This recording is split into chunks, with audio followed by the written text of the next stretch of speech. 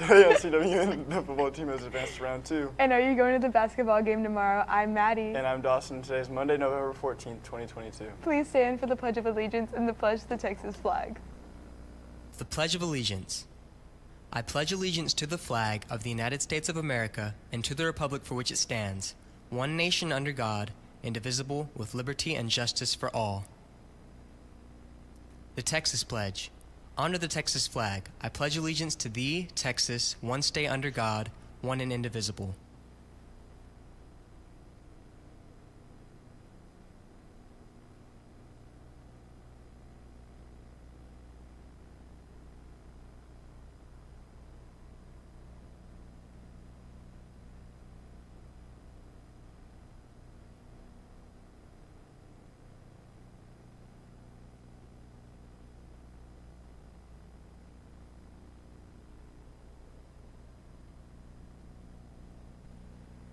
The CHS Thanksgiving food drive will continue this week.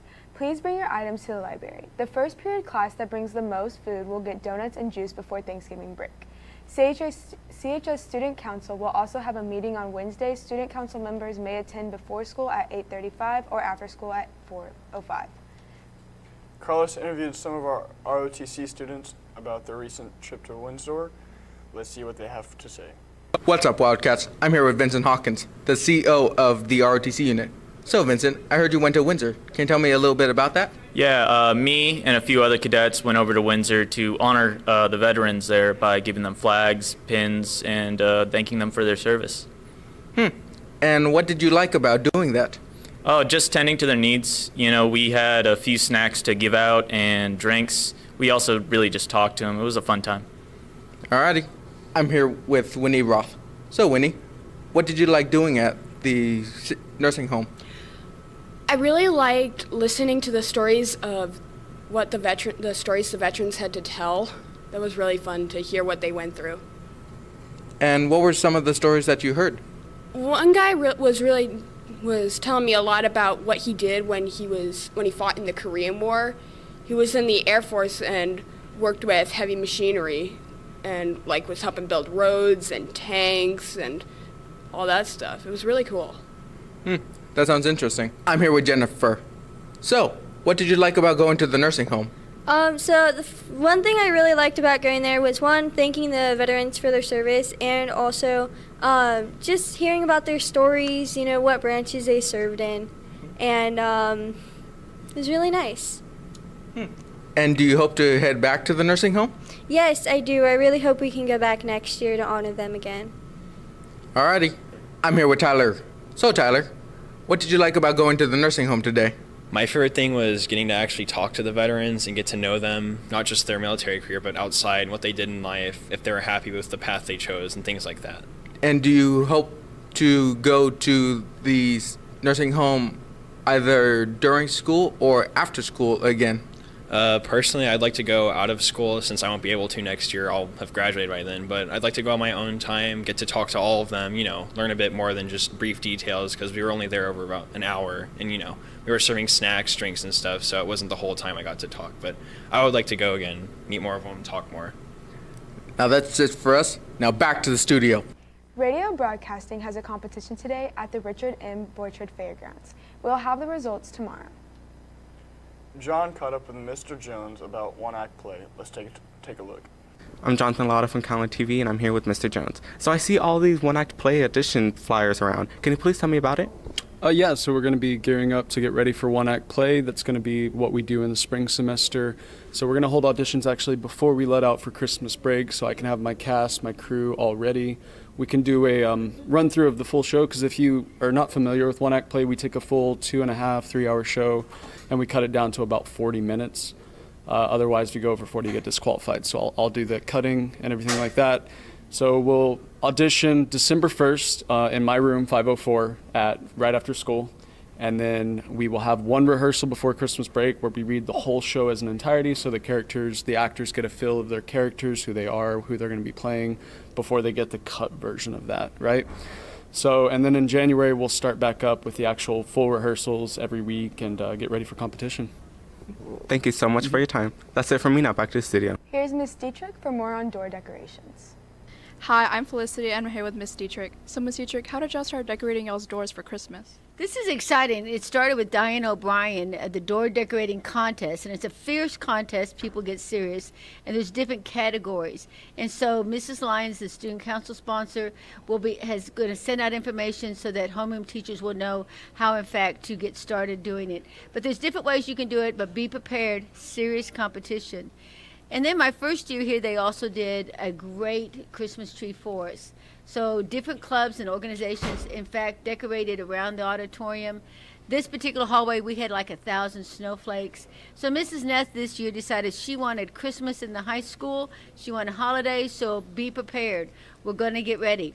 Behind Felicity and me are all these boxes of decorations for trees and for Christmas balls and whatever. So club sponsors, if you need to borrow something before you go buy it, check with me. I've got plenty of stuff to share. We would love to get it out and get it on the walls. Thank you so much. That's it. Now back to the studio. We have info on ag leadership, with Ms. Reyes. Good morning, Wildcats. I'm Jason. I'm here with Ms. Reyes. So, Ms. Reyes, I understand this Monday we have district LDEs. What is that, first of all? So LDEs are leadership development events, and we have multiple teams going to district, and we're hoping that we can advance the area and hoping we can advance a couple to state as well. Okay. In specific, what teams are you taking? So I'm taking public relations, and then I'm also taking one student for job interview. Mr. Farias will be training and taking ag advocacy and radio, and Mr. Holbein will be taking skills and green hand skills and quiz. Okay. And how long will that take overall? So it's going to take a while. We're going to be there from maybe 8 till 4 p.m. We have multiple kids that are competing in different teams at the same time. So it's going to take a while. For example, public relation, they're advocating or they're sharing what FFA is, and that speech is 6 minutes with 3 minutes for questions. So you can imagine there's multiple teams there from around the district and the area, so it'll take a good time, a good while. And then we're hoping, like I said, district will be Monday, area will be next week on Monday. Where are these going to be at? It'll be here at the Robstown showgrounds. Okay. That's all for me. Let's take it back to the studio. We did a drawing for those who had given blood. Let's send it to Brooke and our nurses for more. What's up, Calallen? This week we had a drawing for the blood drive. Beside me I have Nurse Flores. So what do you have to say? Well, the winner of our drawing is Hannah Rodriguez. Congratulations, Hannah. And also a big shout out to cheerleading boosters and football boosters for all the donations. All right, and this is just a reminder, the next blood drive is on January 26th of 2023. You could be the next lucky winner. And back to the studio. Now here's Brooke with the rundown on sports right after this short break.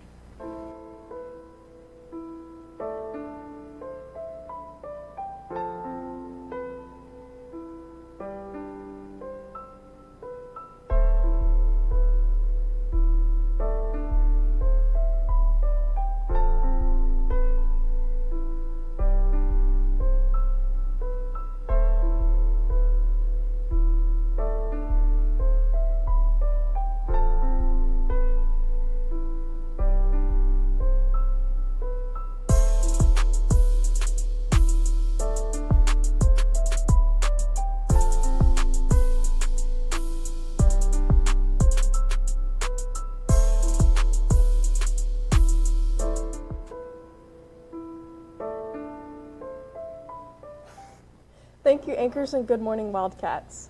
The football team took on Beeville Trojans on Friday and have advanced to round 2, winning the game 30-6.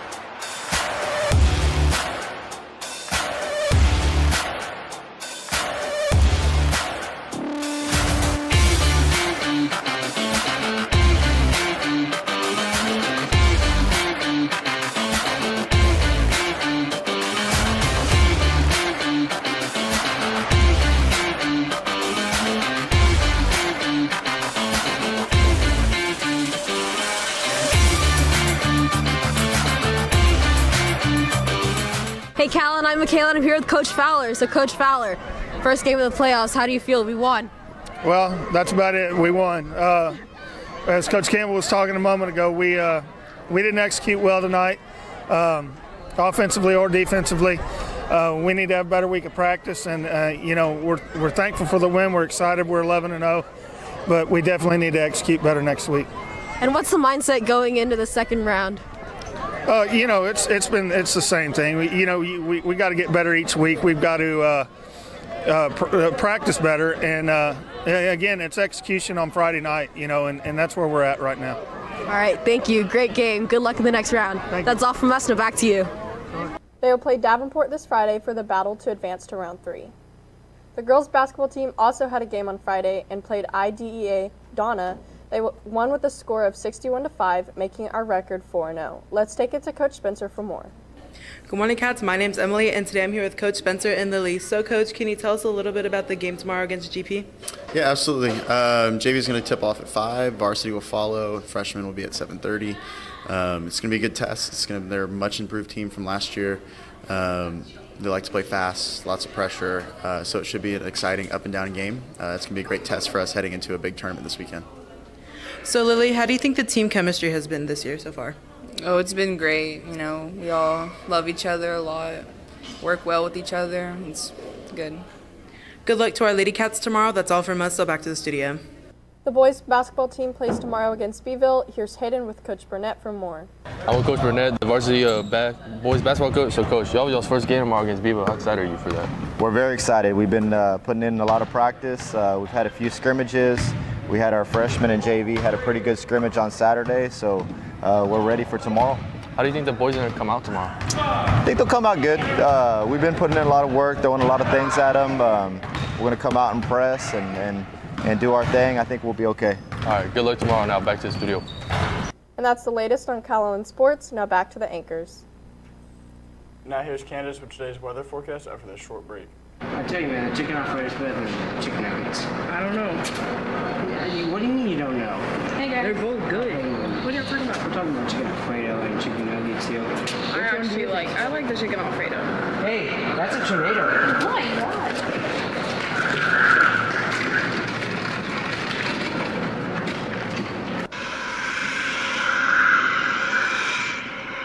Come on, Diego. What's happening?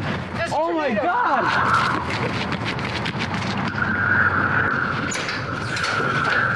Guys, hurry up, get inside, there's a tornado.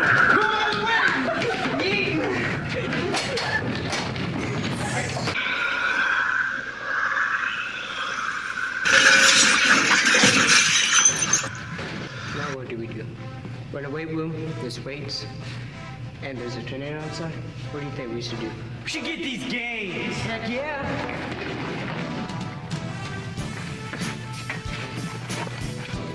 Ray, shut up. 85, 90, 95, 100. You play my game. The white one.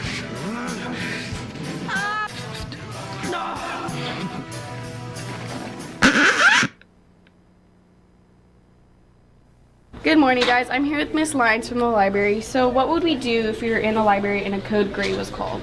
Well, first of all, we need to know that a code gray is severe weather. So probably we're looking at thunderstorms or a tornado. If a tornado was coming this way, we'd want to get away from the windows.